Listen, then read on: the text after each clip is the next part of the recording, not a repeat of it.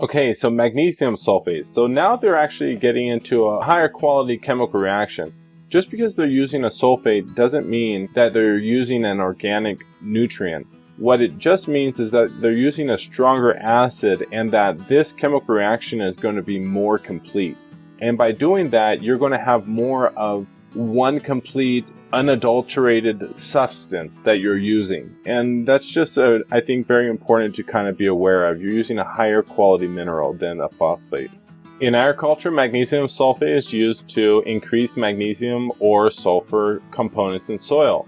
And sulfur actually reduces the uptake for sodium, which affects your other nutrient uptakes. So it's definitely one of the reasons why magnesium sulfate is used. A lot of people will use this magnesium sulfate in place of sulfur actually for growing potatoes. When sodium is in your environment, potatoes actually won't grow as well. So right here is most commonly applied to potted plants or to magnesium-hungry crops. Potatoes, tomatoes, carrots, peppers, lemons, roses. The advantage of using magnesium sulfate over other magnesium soil amendments such as dolomite lime is its high solubility. Me, I am someone that would prefer using dolomite lime versus using magnesium sulfate. Why? It's because I don't really like to force feed stuff to my plant. I'm one of those people that will amend my soil. I will actually give it time for the microbiology to break down, and then because I'm actually allowing the microbiology to work, in my viewpoint, I'm thinking I'm creating a stronger soil because my microbiology is getting stronger. When I use something like magnesium sulfate that's highly water soluble, which is great, remember it's a higher quality mineral.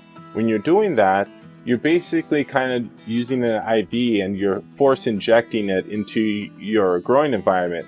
The issue with that is that every single time you jack up one mineral versus the other, you begin to throw things off balance. And over time, you're going to begin to notice issues like hard water, pH issues, or the land might just be unfertile over time. And I'm not just saying when you use magnesium sulfate, that's the issue. What I'm saying is when you use any man-made chemical or man-made derived nutrients, and you try to force feed it to quickly solve the symptom and you don't solve your actual problem, you're set up for long-term issues versus, yeah, you might get your crop, but next season you might start running into bug problems where it's now you're spending more money in pesticides or fungicides because you're beginning to combat things because your microbiology is slowly breaking down and shutting down and going dormant over time.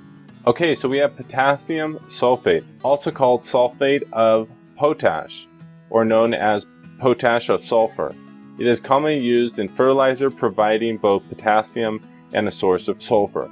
This is the one I would actually prefer using because basically you're using wood ash. It's the breaking down of cellulose, basically. And potassium sulfate is actually the highest quality potassium sulfate that you can get. So I actually like this one.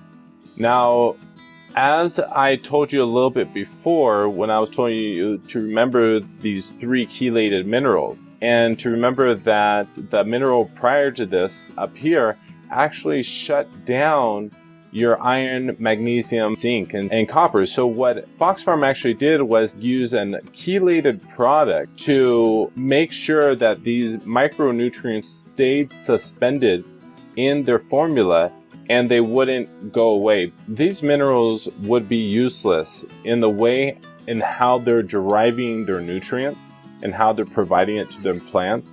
These minerals would be completely useless unless they chelated them. Okay, and the reason why they have to chelate them is because one of the nutrients is they're using up here, as we discussed earlier in this conversation.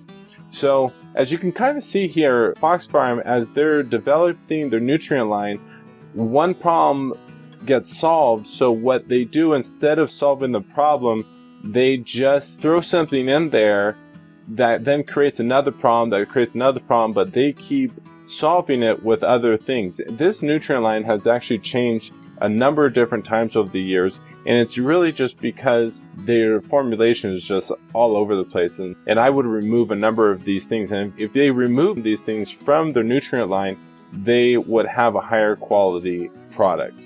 Okay, so disodium ethyl something, whatever. I have no idea what this is. I could not find anything on the internet a benefit for plants except that this was actually used for angina, which angina is a heart issue. So I had no idea. And sodium borate, which is boric acid. A sodium boric salt can kill plants by causing them to dry out. So once again, why did they add this into Grow Big? Why are they adding something in that will cause my plants to die by drying them out? That makes no sense, especially because I'm growing an herb and it's not good to dry the herbs out. They need to be able to add on the weight and they need that water. It makes no sense. This formulation makes no sense. Wait! What are you buying retail for? Become a member and go direct to the manufacturer, as low as $50 a month. Learn more below.